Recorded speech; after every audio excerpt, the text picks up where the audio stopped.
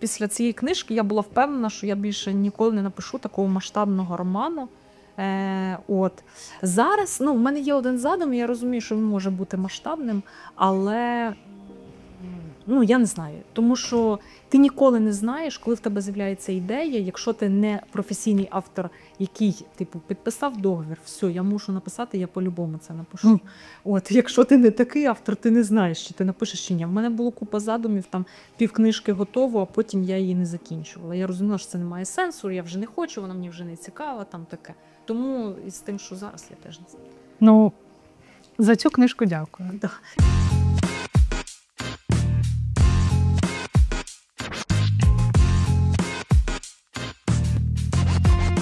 Це «Обличчя вільного Криму», і сьогодні моя гостя, письменниця, членкиня українського ПЕН і авторка бестселеру «За перекопом є земля» Анастасія Лівкова. Настя, вітаю!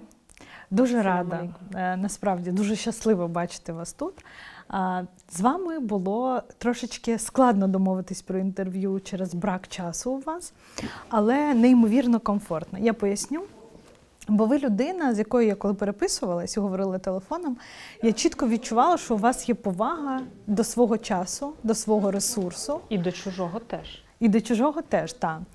Тобто це не було так, давай колись, там, через 2 місяці. У вас була точна дата, буквально, да?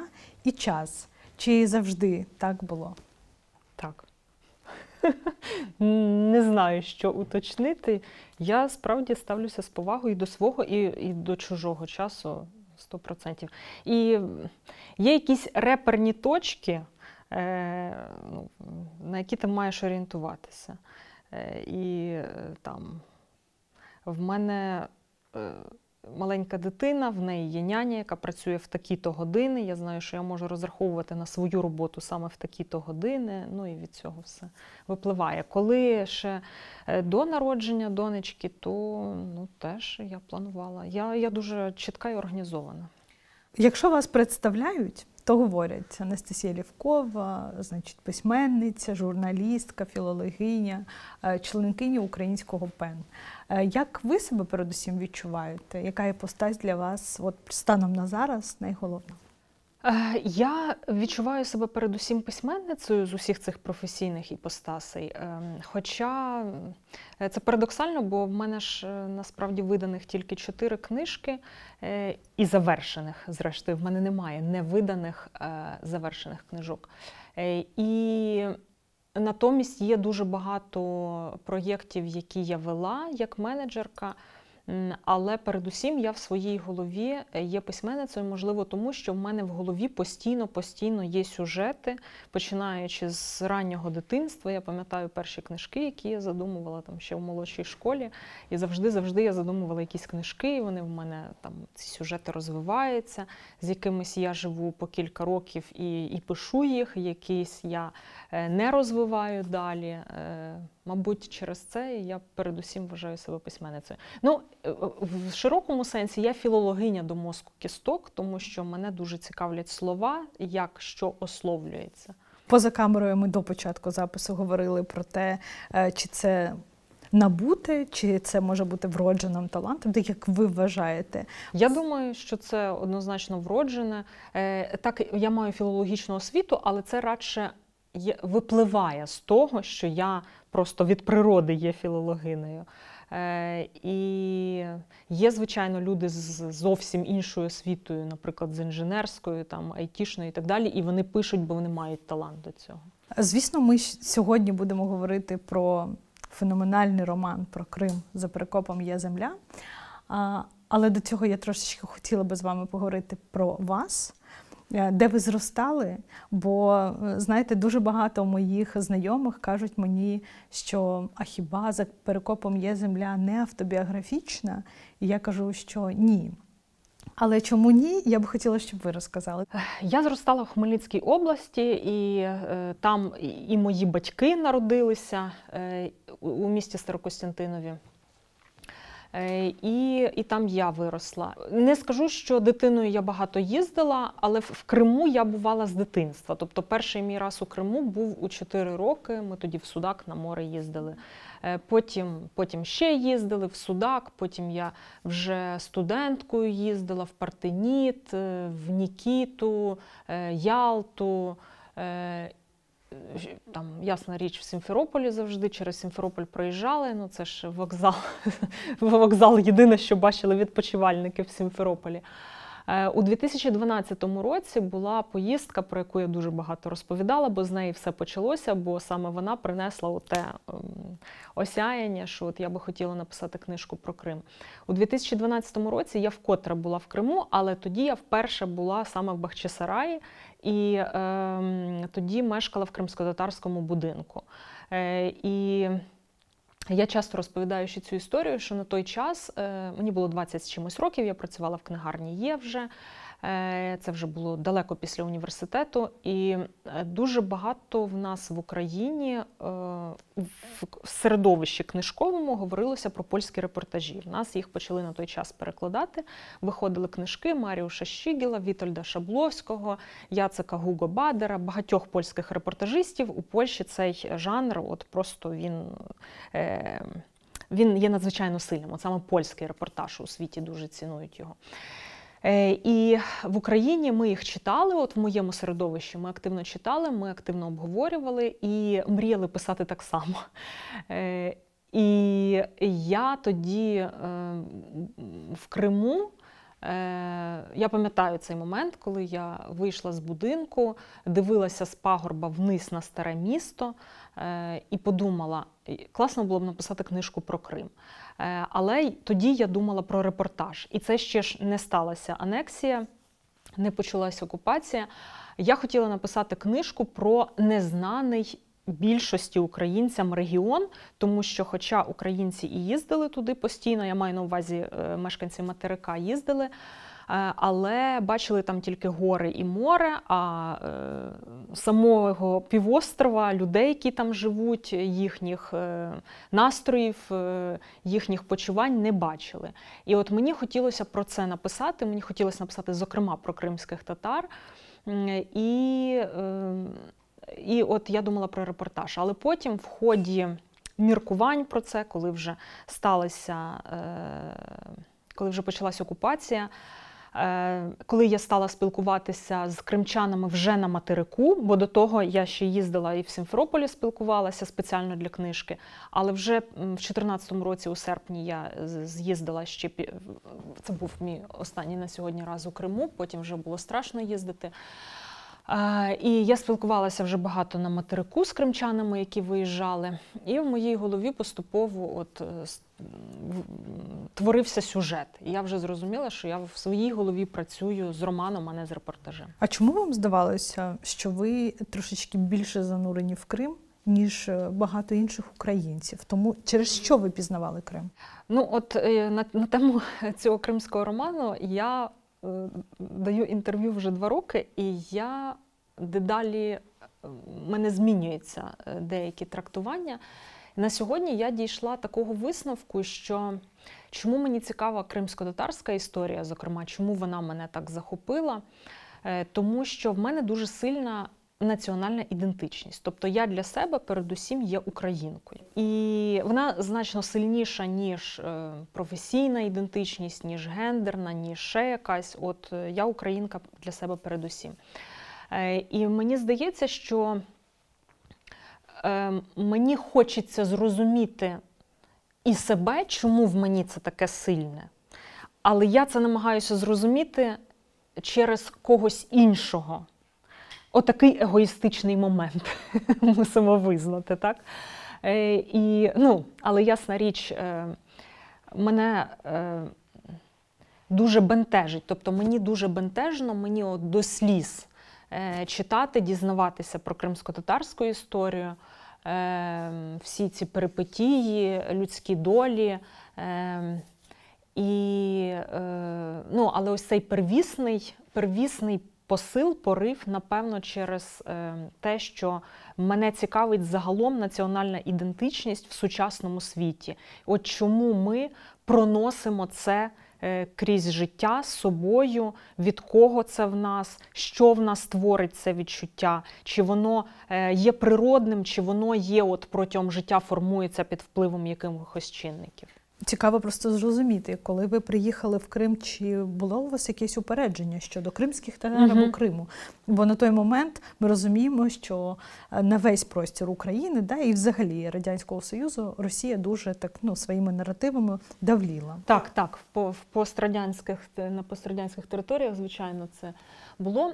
Я думаю, що в мене було позитивне упередження щодо кримських татар, тому що в мене було позитивне упередження щодо всього, на що Росія погано, до кого і до чого Росія погано ставиться, значить вони хороші.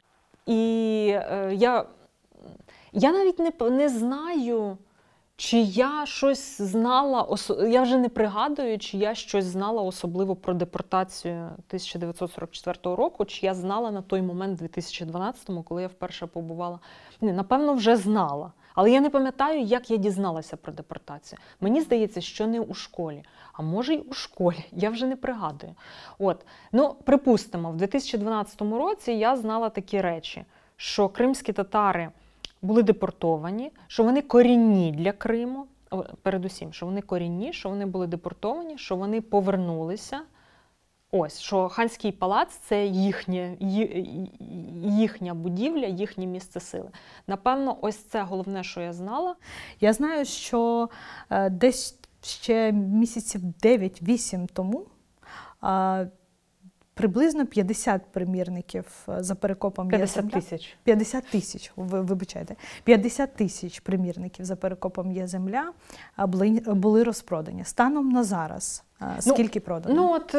Десь 50 з чимось тисяч. Тобто це враховуючи паперові примірники, аудіо, електронні, ось це все. Там десь 53 тисячі. З чим ви пов'язуєте такий феноменальний успіх цієї книжки? Мене часто запитують про це, і теж моя відповідь різниця залежно від періоду, залежно від того, як я це розумію в конкретний момент.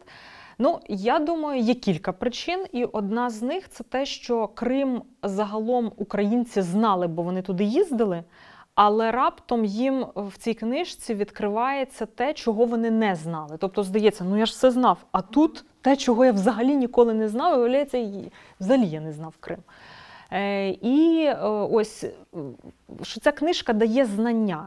Передусім, тому про Крим і про кримських татар. Але я розумію, що дуже багатьох, я це знаю з відгуків, дуже багатьох захоплює оця тема вибору ідентичності, тому що з цим стикнулися багато людей вже після початку повномасштабної війни. І навіть є такий критик Ігор Котик, який написав рецензію на цю книжку, де він сказав, що до 14-го або навіть до 22-го року я би вважав, що ця історія висмоктана з пальця про росіянку етнічну за кров'ю, яка опинилася перед таким вибором, яка вибирає українськість, яка мучиться через свою родинну історію. Але, каже в цій рецензії, зараз я бачу, що це реальність дуже багатьох людей. І, напевно, багато хто саме через це цю книжку так сприймає дуже близько до серця. Я думала, що книжка більше буде зрозуміла для мешканців півдня і сходу України.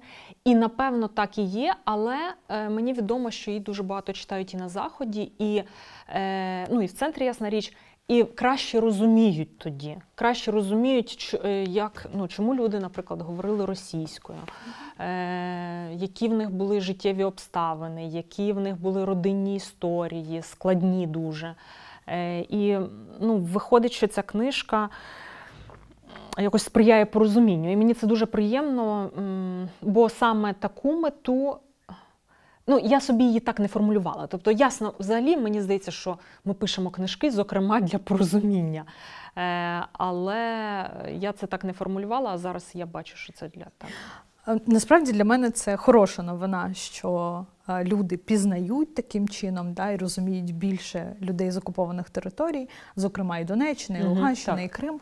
Але все ж таки мені здається, що іноді люди в Україні, на материку України, не завжди, скажімо, розуміють, що відбувається на окупованих територіях станом на зараз. Звичайно. Бо іноді я чую, знаєте, а чому вони не виїхали тоді, якщо там некомфортно? А чому тоді вони не виходять на, там, я не знаю, мітинги, якісь там акції і так далі? Ви були раз після вже окупації Криму на півострові. Що такого українці не розуміють про окупацію? Що ви можете сказати, що ви там спостерігали? Ну, я не фахівчиня вже з окупованих територій. Тобто я була в серпні 2014-го, але це сам початок окупації. І, до речі, один з мотивів поїхати туди в той час – це було те, що я розуміла, що наступного року і далі це буде вже цілком інакше. Тобто це ще перехідний період.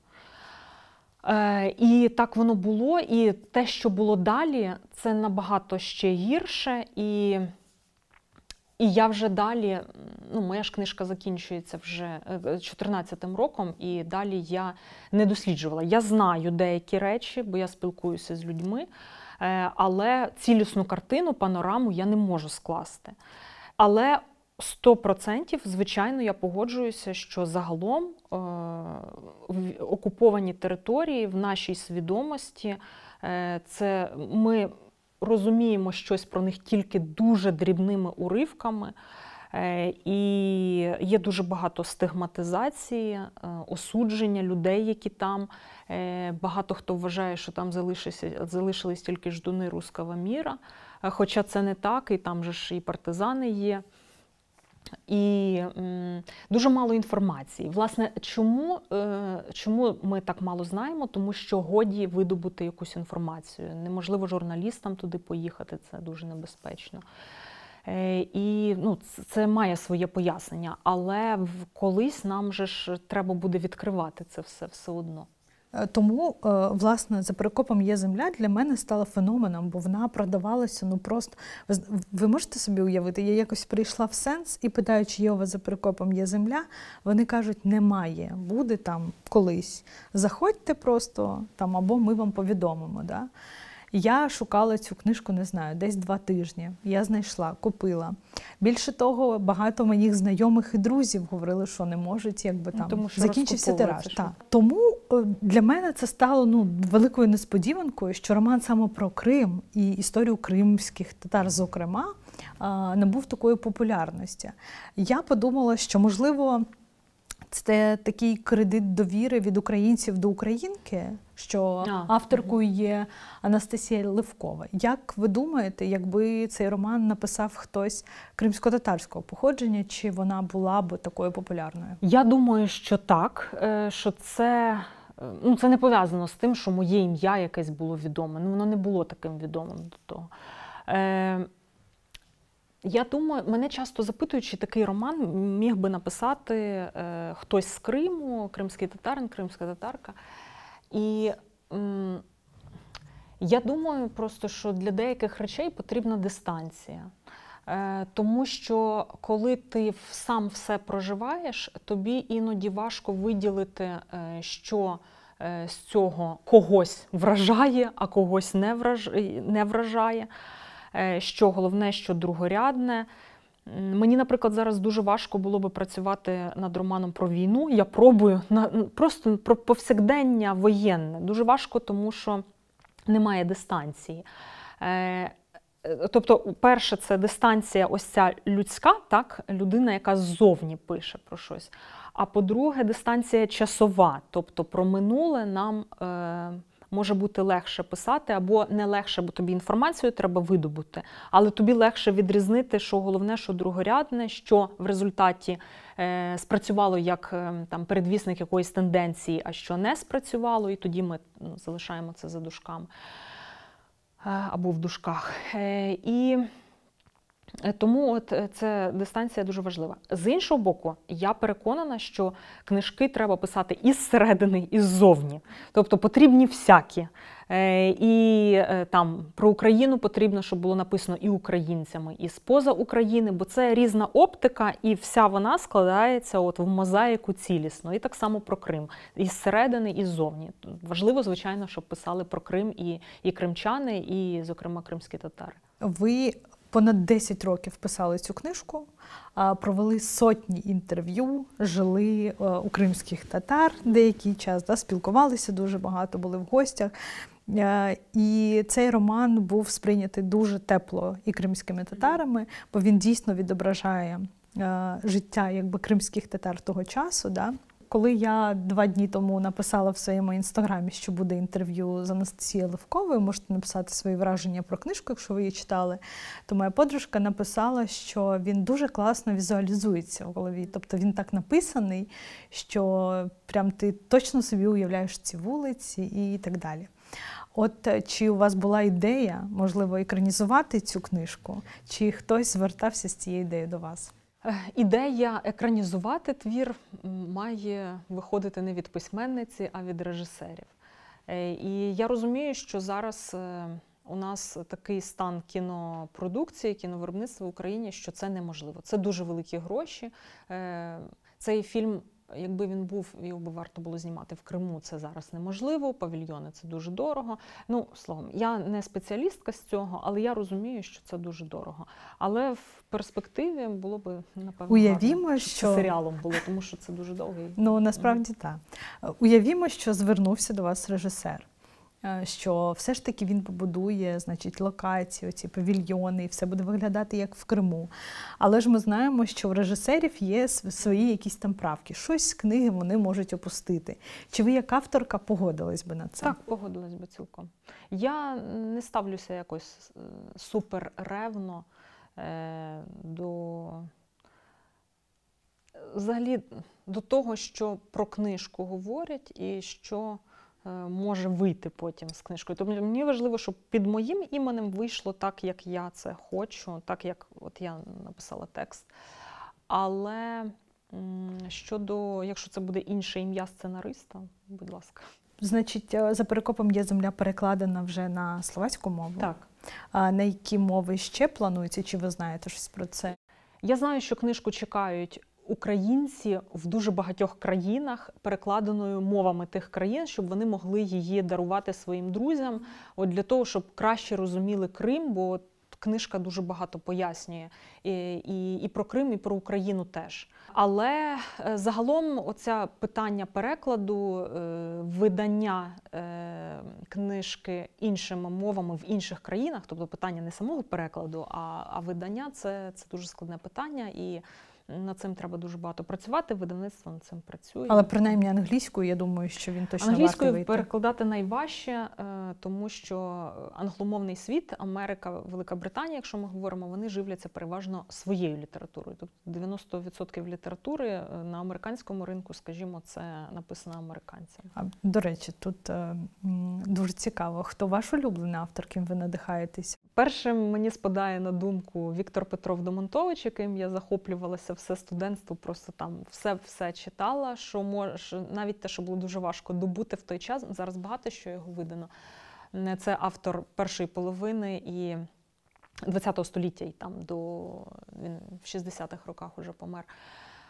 Але в радянські часи його не видавали, а вже потім, зараз вже можна багато книжок знайти, особливо от я рекомендую 3 його романи «Дівчинка з ведмедиком», «Доктор Серафікус» і «Без ґрунту». Але в нього є оповідання чудові і так далі. Коли я була підлітком, я захоплювалася, я дуже любила Павла Загребельного, і зараз я розумію, що на мене вплинуло те письмо в плані того, що це історичні події зображені, але через життя звичайних людей. Так само мені дуже подобається Ірина Вільде. Я зараз називаю тих авторів, які на мене вплинули, і я відчуваю, що вони впливають на моє письмо. Хоча я читала далеко не тільки їх, але просто от в мене якась з ними є спорідненість письменницька. Ірина Вільде мені подобається теж своїм зображенням повсякдення. Бо це теж дуже, в мене це є, що я люблю зображувати повсякдення і епоху через повсякдення, а суспільство через кільканадцять персонажів. У студентстві я ще дуже захоплювалася Юрієм Андруховичем. В мене був період, коли на кожну ситуацію з життя я могла підібрати цитату з його прози. Виринали в голові слова з його романів, есеїв. І дуже впливала теж Оксана Забушко. Тобто я жила просто в цих текстах, цими текстами. Але я розумію, що на сьогодні все-таки, що моє письмо все ж таки з ниткою тягнеться радше від тих авторів, яких я перед тим назвала, класиків. Що для мене було цікаво, коли я читала вашу біографію? Те, що ви проходили стажування у Парижі. Чи можете ви щось розказати з цього? Не впевнена, що я можу щось розказати, Але це цікавий досвід. Тому що це було якраз в ті дні, коли почалася Революція Гідності. І фактично моє стажування в Парижі – це було сидіння в інтернеті і перегляд всіх відео, фотографій. Я майже не була ментально тоді на цьому стажуванні. І щойно я повернулася, я зразу поїхала, я тоді мешкала у Львові, я зразу поїхала в Київ і активно брала участь в Революції Гідності. Але це цікаво було, Париж, класно місто, я люблю французьку мову. Що для вас означало бути на Революції Гідності? Чому ви відчули, що ви там маєте бути?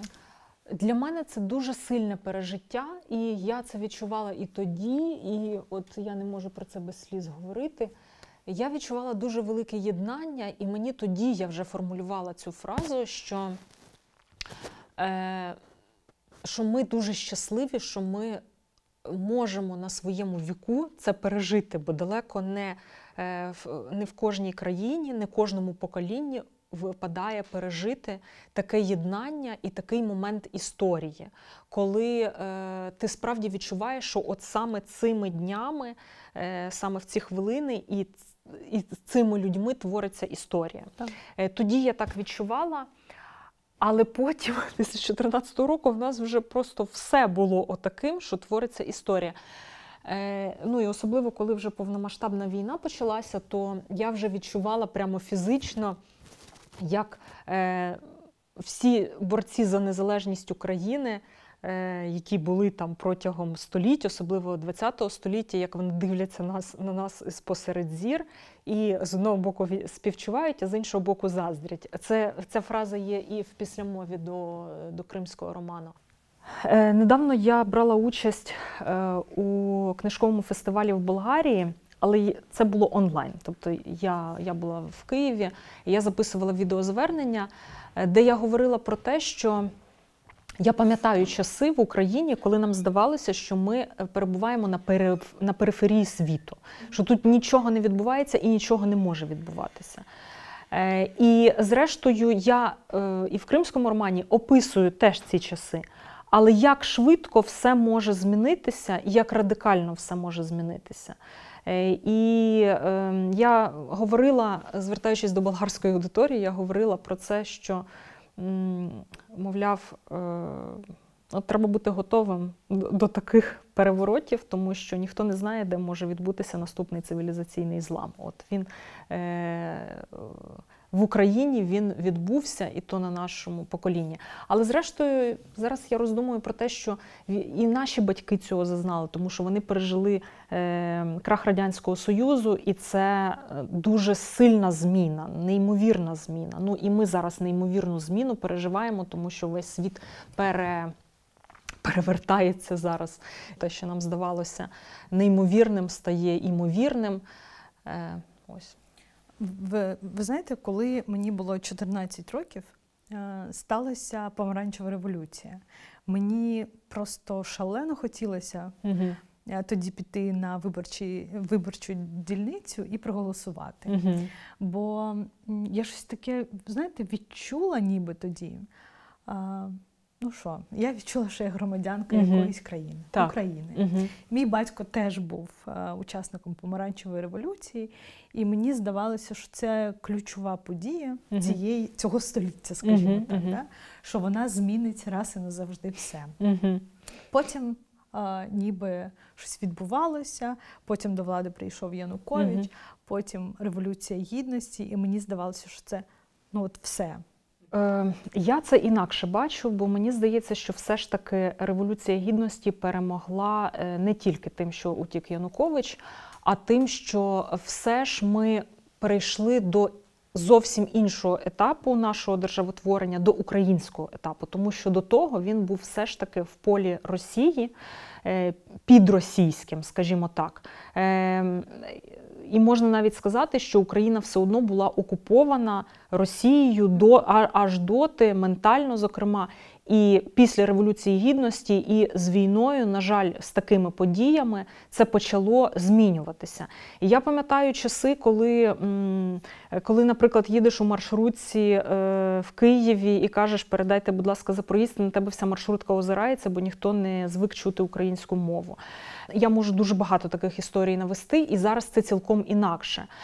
Комусь може здатися, ну і що? Ну, це всього лишень мова. Але ми знаємо, що багато хто знає, що це не всього лишень. Це дуже великий показник, що Україна стає Україною.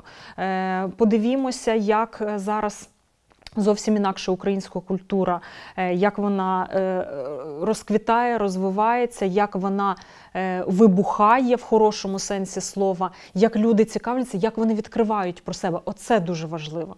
Коли почалася повномасштабна війна, мені розповідала директорка книгарні «Смолоскип» Ольга Погинайко, як вона просто партіями цілими відправляла книжки там про Аллу Горську, про шістдесятників, про нашу історію. Вона в Харків відправляла, на Харківщину відправляла ці книжки. Наскільки людям потрібно це стало. І ось цей зв'язок, який тягнеться, який ми нарешті усвідомили, це все теж кардинальні зрушення. І тому я думаю, що все ж таки Революція Гідності спрацювала, що ми довели свою спроможність до демократії. Я зараз говорю пафосно, але я справді так відчуваю. І спроможність до демократії, спроможність до тих європейських цінностей, які європейці вже забули. І я зараз знов-таки, мало того, що я говорю пафосно, я говорю ще й трохи банально, але я справді відчуваю це просто намацально, фізично. Якщо ми говоримо про повномасштабне вторгнення, як воно вплинуло на вас, як воно змінило? От що з вашого, не знаю, колишнього життя більше ніколи не буде? Якщо ми говоримо про розуміння України, історії, культури і так далі, нічого не змінилось, бо воно було далеко до того. Воно було таким, яким є і зараз, і до якого багато хто прийшов після 22-го року, але в мене цей процес відбувся набагато раніше. І, наприклад, українською, на російську я не переходжу з підліткового віку, а це вже 20 років чи понад 20 років.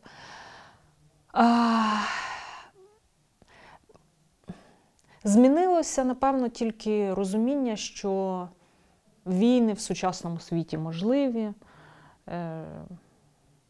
Про Росію я нічого нового теж не зрозуміла. Тобто я це все знала. Я знала, що це країна, яка сіє зло. І не можна сказати, що щось мені дуже нове відкрилося. Люди, можливо. Щось нове я дізналася хіба що, можливо, про українців, наскільки вони здатні гуртуватися. Звичайно, це вже і видно було в Революції Гідності і потім на початку війни. Я маю на увазі першого етапу війни в 2014 році. Але тоді це ще не було так масово. А в 2022 році це вже було дуже масово і це дуже надихало. І якоюсь мірою це навіть давало ейфорію. Ось ця солідарність і взаємна підтримка. Ви про це все зараз говорили трошечки ніби в минулому часі. Згуртувались тоді, об'єднались. Чи зараз це відчувається для вас? Ну, ясна річ, що зараз є у всіх втома. І це я говорю навіть не зі своїх спостережень. Зі своїх спостережень я бачу фізично втому. От просто, що люди, вони хочуть спати всі. Вони всі не виспані, тому що шахеди літають і ракети ночами, і ми не висипаємось. Це я говорю про тилові міста, так? І там над тиловими містами, маленькими, навіть може літати за одну ніч 100 шахедів, як це над моїм Старокостянтиновим рідним недавно було. І це, а що вже казати про прифронтові міста. Але якщо говорити про ось цю психологічну втому, то це я радше говорю з соціології, тому що я читаю ці дослідження і соціологів, антропологів, про те, що в нас є втома, але все одно вона не свідчить про те, що ми не готові далі гуртуватися. Звичайно, ми далі гуртуємось, ми далі стоїмо. І, можливо, напевно, Росія керується тим, що якщо вона буде тероризувати, то люди скажуть: ой, давайте вже закінчуйте війну, нам пофіг, хто там буде. Я не уявляю собі такого, щоб українці так сказали, що нам пофіг, аби тільки виспатися. Ні. Враховуючи всі ваші іпостасі, тут я б ще додала: ви мама. Чому, враховуючи всю небезпеку, скажімо, я залишаюсь в Україні? Ви залишаєтесь тут, так. Ой, це дуже складне питання. По-перше, наш татко тут, він військовий, і ми з ним тут, в Україні. По-друге, мені дуже важко би було за кордоном жити, і я ніколи не хотіла жити за кордоном. І навіть я кілька разів думала подаватися на резиденції, які тривають півроку, наприклад, Гау де Полонія, така резиденція письменницька в Польщі, ще до повномасштабної війни. Я щоразу, думаючи подаватись туди, я відмовлялася від цієї ідеї, бо я думала, як я півроку проживу в іншій країні, я не могла собі цього уявити. Тому найдовша резиденція, яка в мене була, це місяць на Кіпрі, це вже в повномасштабну війну. І той місяць, ми там були з донькою і з моєю мамою, я щодня думала про те, що от ми скоро повернемось. І ми коли повернулися, чоловік мене запитав: як ти почуваєшся, от що ти повернулася? Я кажу: так, як наче я і не їздила. Я дуже вдячна організаторам, ми справді гарно відпочили, все гарно було організовано. І це дуже гарний досвід – бути в теплій країні, в мирній країні, коли тут листопад і грудень, і обстріли, і відімкнення світла, але все ж таки вдома це зовсім інакше почуваєшся. І середовище, і свої люди, які все розуміють. Так. Тобто з ними нічого не треба пояснювати їм тобі. Мова, яка навколо звучить. Мені дуже важливо відчувати, чути свою мову навколо. Ось ці всі чинники, от тому ми тут. Але якщо дитина чує вибухи якісь, як вона реагує? Поки що нам пощастило, що вона не реагує на це сильно. Тобто вона грається в тривоги. Вона говорить, коли тривога лунає, вона каже: летить якась балістика. Вона каже: мама, подивись, що летить.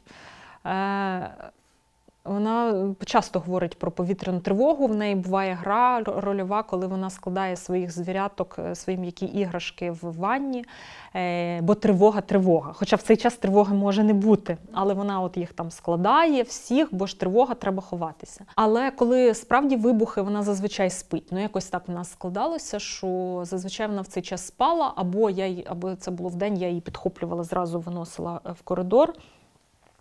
В нас бувало, що ми чули вибухи і тривоги не було якраз. Тобто ми взагалі не очікували.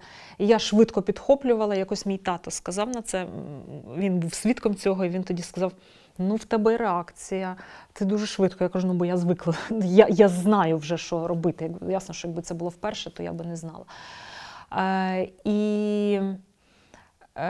Тому вона поки що не реагує. Якби я бачила, що це дуже погано впливає на її психологічний стан, я знаю такі випадки, коли діти дуже це болісно переживали, і їхні батьки вирішили їх вивезти, з мамами вони поїхали, а можливо ми б поїхали. Так, тобто є в нас умови, які ми розглядаємо, що якщо отак, то значить треба виїжджати, якщо отак, то виїжджати. Але ці умови не настали, і так як є зараз, то ми вважаємо, що не треба виїжджати.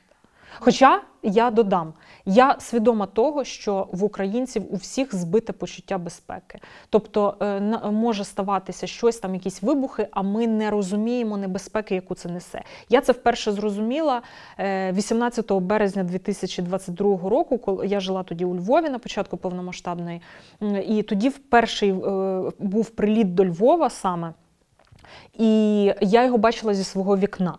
І от ввечері, коли я верталася там з центру додому, я думала, от я почуваюся в безпеці, а сьогодні був вибух, який я бачила зі свого вікна. Чому я почуваюся в безпеці? Тому що я вдома, тому що це моє місто, тут моє минуле, теперішнє, тут мій дім. І я зрозуміла цю пастку.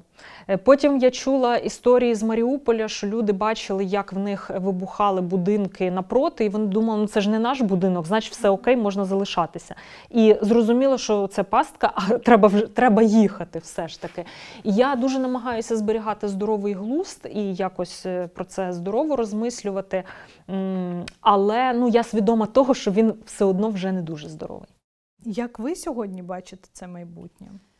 Його важко уявляти, його сумно уявляти, знаючи, що твій сусід все одно Росія, що від нього нікуди не подітися. Я уявляю, що все ж таки Україна буде прямувати оцим демократичним і українським шляхом, тобто, що вона буде країною зі своєю мовою, там, своєю українською і корінних народів, що вона буде там з повагою до своєї культури, тобто як цивілізована країна, а не як підросійська колонія. Але наші діти завжди мають бути напоготові? Але нам всім завжди треба бути готовими давати відсіч.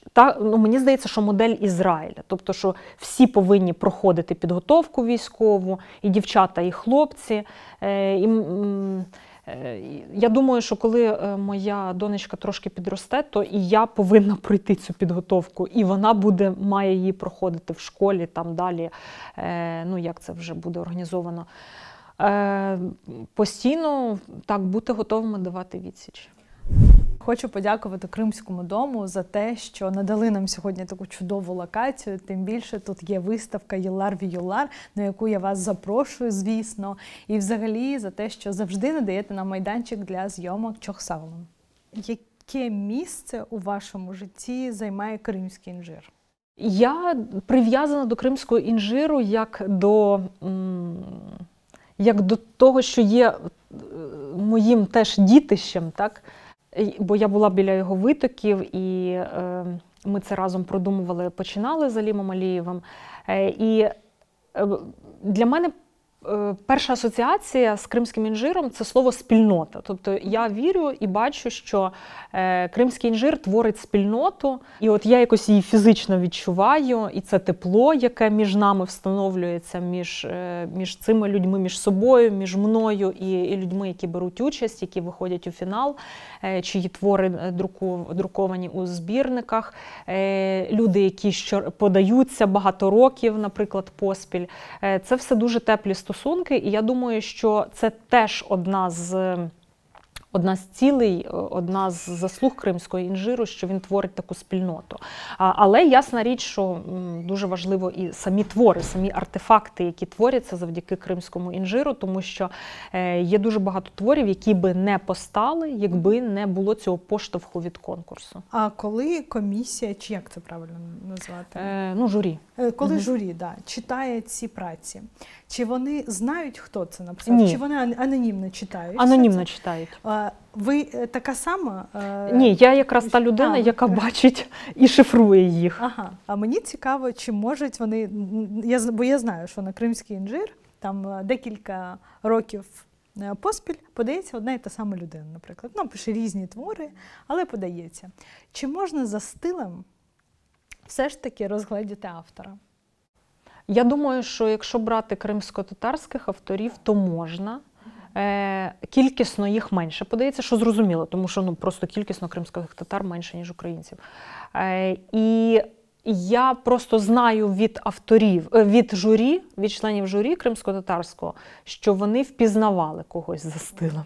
Є одна українська авторка, яка завжди пишучи про Крим, вона пише про його рослини, бо вона за освітою ботанік, вона це все дуже добре знає, але вона не тільки про рослини, тобто там і про суспільство. І її, якби я не знала її імені, я би все одно впізнавала. Вона в нас двічі виходила у фінал і двічі перемагала, власне. Це Джан Гуль. Її стиль впізнаваний. Зокрема, і за тематикою. Якраз в ці дні я побачила анонс, що можна подаватися знов на кримський інжир. Тож, якщо серед наших глядачів є люди, які пишуть, це може бути і проза, і поезія, есеїстика ще. Так що доєднуйтесь, пишіть, ми десь внизу тут залишимо посилання, щоб все більше і більше людей писали про Крим.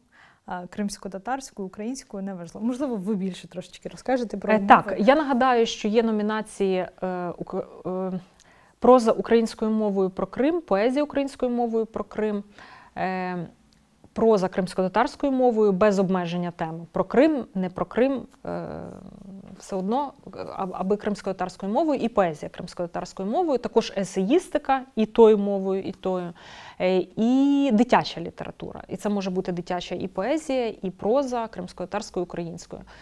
Будь ласка, подавайтеся, дивіться анонс, читайте уважно, але умова, ці твори не мали бути раніше публіковані навіть у соцмережах. Тобто, якщо ви його виставили в Фейсбуці, на жаль, його не можна подавати. Не публікуйте все зразу у Фейсбуці, подавайте нам. Ви зараз сказали, що про дитячу літературу, і я тут згадала, насправді це питання в мене було, про Ашика Омєра, це ваша перша книжка. Саме з кримської тематики. Так, з кримської тематики. Чому виникла ідея її написати? Я написала її на замовлення. Тобто це не був порив, як за перекопом є земля. Це видавництво «Портал» хотіло створити серію книжок про національні спільноти в Україні, про щось пов'язане з їхньою історією. І мені запропонували написати щось на кримсько-татарську тему історичну. І я вибрала сюжет про Ашика Омера і написала так. Я вам дуже дякую, бо мої викладачі з університету Шевченка знають, що я обожнюю Ашика Омера. І я писала якраз курсову роботу в цьому році. І я в тому числі використала вашу книжку. Круто, дуже дякую. Дуже приємно. Мало хто з наших глядачів знає, де і я врешті дізналася, коли готувалася до цього інтерв'ю, що я би могла вас почути, і напевно, що я вас чула ще раніше, коли ви були, значить, ведучою на радіо «Хаят». Так, у мене була там передача «Радіокнигарня» з Анастасією Левковою на кримсько-татарському радіо «Хаят». Так, і ми там обговорювали книжки про Крим кримсько-татарською мовою. Так, це протягом року вона виходила. Настю, про що ви сьогодні мрієте? Як і всі українці. Про перемогу України, звичайно. І якщо би я у вас питала про місце сили в Криму, бо так, зазвичай я завершую інтерв'ю, де окупація Криму сталася. Куди ви їдете? В Бахчисарай. Все. Дякую. Боже, дякую вам дуже. Дякую. Дякую.